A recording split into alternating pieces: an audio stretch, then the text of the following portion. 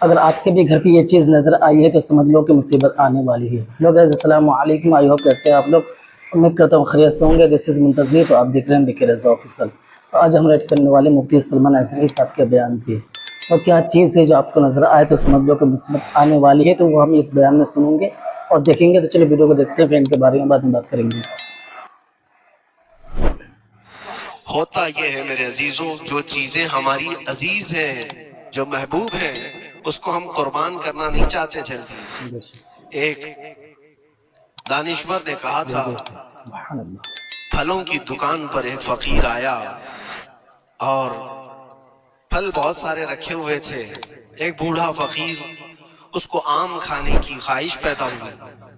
اس نے دکان والے سے کہا کہ مجھے اللہ کے نام پر کچھ دے دو۔ ظاہر سی بات ہے، جو چھٹے ہوئے آم تھے، جو نکالے ہوئے تھے، جن کے اندر سڑن پیدا ہو چکی تھی، وہ سائڈ کیا گیا تھا، اس میں سے نکال کر کے اس نے دے دیا فقیر کو۔ عام طور پر یہی ہوتا ہے، دینے کے لیے جو نکالا جاتا ہے وہ الگ ہوتا ہے۔ وہ لیا، تھوڑی دیر کے بعد اس کے پاس 10 درہم تھے۔ وہ فقیر آیا اور کہا 10 درہم اس کے مجھے آم چاہیے، یہ پیسوں کے اچھے آم دیں۔ تو 10 درہم لیا دکان والا اور اچھے سے چن کر کے 2 آم اس کو دیا جو بنتے تھے۔ وہ فقیر ہاتھ میں دونوں آم لیا اور پھر اللہ کی بارگاہ میں دکھا کر کہا، اے اللہ، دیکھ اس بندے نے تجھے کیا دیا ہے اور مجھے کیا دیا ہے۔ تیرے نام پر مانگا تھا تو سڑی ہوئی چیزیں دیا، اور میرے پیسوں سے دیا ہے تو اچھا مال دیا۔ کیا یہ عام طور پر نہیں ہوتا ہمارے کھانا اگر بچ جائے تو اسے تک بانٹنے میں دے دیا جائے؟ اس وقت مدرسے کے بچے یاد آتے ہیں، ولیمے میں، شادی میں، منگنی کی رسم میں کھانا دیگوں بنایا جاتا اور بچ جائے تو سوچتے کسی مدرسے میں غریب طلبہ کو دے دیا جائے، یا فقیروں اور مسکینوں کو کھرچن دینے کے لیے ہم کھڑے رہتے ہیں کہ بچ گیا ہے، خراب ہو جائے گا، اس سے اچھا ہے کہ غریب لوگ کھا لیں گے۔ ایسا کیوں نہیں ہوتا کہ جب دیگ پک کر تیار ہو جائے تو اس کا اوپر والا پہلا کھانا فقراء کو دے دیا جائے، کیونکہ وہ اللہ کے نام پر دیا جا رہا ہے۔ ہمارے اپنے کھانے سے پہلے غربا اور مساکین کا خیال کر لیا جائے۔ اسی لیے مجھے وہ بات یاد آتی ہے، رسول مکرم صلی اللہ تعالیٰ علیہ وسلم کی عادت کریمہ تھی، جب آپ کے دسترخوان پر کوئی فقیر آتا تو اللہ کے نبی صلی اللہ علیہ وسلم کے دسترخوان پر جو کچھ ہوتا سب سے پہلے اس کو پیش کر دیتے تھے۔ حضور پاک صلی اللہ علیہ وسلم رمضان کے مہینے میں دسترخوان پر بیٹھے ہوئے ہیں، ایک مسافر آیا بڑی دور سے، وہ حضور کو ملنے کے لیے آیا تھا۔ حضور پاک صلی اللہ علیہ وسلم اصحاب صفہ کے ساتھ، جو 70 صحابہ، غریب صحابہ حضور کے در پر پلتے تھے، ان کے ساتھ افطاری کر رہے تھے، اور ایک مسافر آیا، اس کو بلایا گیا، آ جاؤ دسترخوان پہ۔ 70 لوگوں کے بیچ میں دودھ کا ایک پیالہ تھا بس افطاری کے لیے، اور وہ جو مسافر آیا اس کو بٹھایا گیا، بڑا بھوکا تھا، اس سے کہا گیا لو آپ تناول کرو، آپ دودھ پی لو۔ اس نے اٹھایا، کسی کا خیال ہی نہیں کیا، پورا دودھ پی گیا۔ اللہ کے نبی صلی اللہ علیہ وسلم نے مسکرا کر کہا، اللہ تیرا بھلا کرے، آتا ہے فقیروں پہ انہیں پیار کچھ ایسا، خود بھیک دیں اور خود کہیں منگتے کا بھلا ہو۔ ہماری پسندیدہ چیز اگر کوئی اٹھا لے تو پھر ہم آگ بگولا ہو جائیں۔ خاص طور پر اگر یہ آزمانا ہو تو رمضان میں افطار کے موقع پر دیکھیں، اپنے دسترخوان پر سے ہمارے سامنے کی چیز کوئی اور اٹھانے لگ جائے تو پارا چڑھ جاتا ہے، غصہ آنے لگتا ہے، ہم نہیں دینا چاہتے، وہ سارا اپنا جمع کر کے رکھا ہوا ہوتا ہے۔ یہی وہ امتحان ہے جو قرآن میں اللہ فرماتا ہے، اپنی پسندیدہ چیز جب تک تم اللہ کی بارگاہ میں نہیں قربان کرو گے اس کامیابی کو نہیں پہنچ سکتے۔ ہمارا دل چھوٹا ہے، اسی وقت اندازہ ہو جانا چاہیے کہ میرے دل میں وسعت کتنی ہے، کشادگی کتنی ہے۔ آزما کر کے دیکھ لینا، افطاری کے ٹائم پہ تھوڑا سا تمہارا شربت کوئی اٹھا لے، یا کوئی فروٹ تمہاری ادھر سے ادھر کر دے دسترخوان پر۔ جھگڑے ہوتے ہیں بہت سارے، غصے میں آگ بگولا ہوتا ہے، لال پیلا ہوتا ہے، پتہ نہیں کیا کیا سنا دے گا۔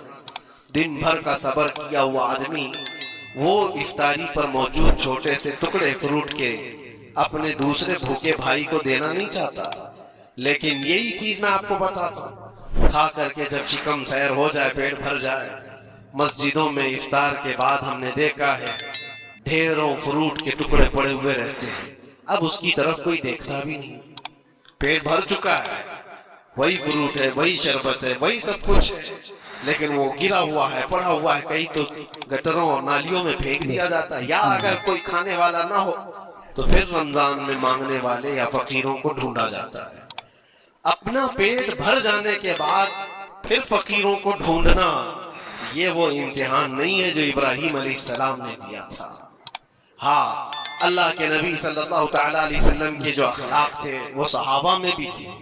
सहाबा इकराम रिदवानुल्लाहि तआला अलैहिम अजमईन की वो बातें मैं आपको बताऊं। हुजूर पाक सल्लल्लाहु अलैहि वसल्लम की बारगाह में एक मेहमान आता है रात के वक्त, और हुजूर सल्लल्लाहु अलैहि वसल्लम अपने सहाबा में फरमाते हैं, है कोई जो मेरे मेहमान की मेहमान नवाजी करे, अल्लाह उसे जन्नत से खाना खिलाए। बिल्कुल सहाबा तो जाहिर सी बात है हर नेकी को बढ़ चढ़ करके लेते थे। एक सहाबी थे हजरत तलहा रज़ी अल्लाह तआला अन्हु, उन्होंने कुछ देखा ही नहीं घर में है कि नहीं है, फौरन कहा या रसूल अल्लाह इस मेहमान को मैं ले जाता हूँ। हुजूर पाक सल्लल्लाहु अलैहि वसल्लम से दरखास्त की और लेकर के घर आ गए। पता चला बीवी को ने कहा पहले तो हमारा खुद का ही खाना नहीं है, आप मेहमान भी ले आए। साहबी रसूल ने अपनी बेगम से पूछा कितना है, कहा एक आदमी सिर्फ खा सकता है। और घर में कितने लोग हैं, शोहर बीवी और एक छोटा बेटा, अब एक मेहमान आया हुआ है। साहबी रसूल ने अपने इस फिक्र का इजहार किया बेगम से कि अब क्या होगा, एक आदमी खा सकता है और 4 लोग यहाँ मौजूद हैं। अल्लाह अकबर, वो खवातीन भी हुजूर के जमाने की कैसे थी। उन्होंने कहा अपने शोहर से घबराइए मत, मैं बच्चे को धमकियां देकर सुला दूंगी, आज ऐसे सुला दूंगी, और दस्तरखान पर जब बैठे आपको खाना में परोस दूंगी, और फिर बत्ती अचानक गुल कर देंगे, चिराग बंद कर दिया जाएगा, आप खाने जैसा मुंह चलाते रहे और उस मेहमान को लगे कि आप भी खा रहे हैं, और खाना पूरा उसके सामने रखें ताकि वो पेट भर कर खा ले। एक आदमी के खाने के लिए ये हीला किया जा रहा है, खुद भी भूखे हैं। ऐसे ही हुआ, दस्तरखान बिछा और सहाबी रसूल ने खाने का बर्तन उनके सामने पेश किया और अचानक चिराग को बुझा दिया गया, अंधेरा है। उन्होंने अफसोस का इजहार किया, कहा इत्तेफाक है चिराग गुल हो गया, आप खा लीजिए, हम भी खा रहे हैं। और सारा खाना उस मेहमान के सामने रखा, मेहमान को ये लगता रहा कि ये लोग भी खा रहे हैं, और सारा खाना उस मेहमान के सामने रखा, मेहमान को ये लगता रहा कि ये लोग भी खा रहे हैं, और पूरा खाना वो पेट भर कर खा लिया, शिकम सैर हो गया। और उसके बाद बर्तन उठा दिया गया। वो सहाबी रसूल हज़रत तलहा भी भूखे सोए, उनकी बीवी भी भूखी सोई, उनका बेटा भी भूखा सोया, सिर्फ एक मेहमान की मेहमान नवाजी के लिए अपनी अजीज चीज, अपनी पसंदीदा चीज कुर्बान अल्लाह के नाम पर। लेकिन मेरे अजीजों, वाकया सिर्फ इतना ही नहीं है। सुबह होती है, हुजूर पाक सल्लल्लाहु अलैहि वसल्लम सहाबा से कहते हैं तलहा कहाँ है।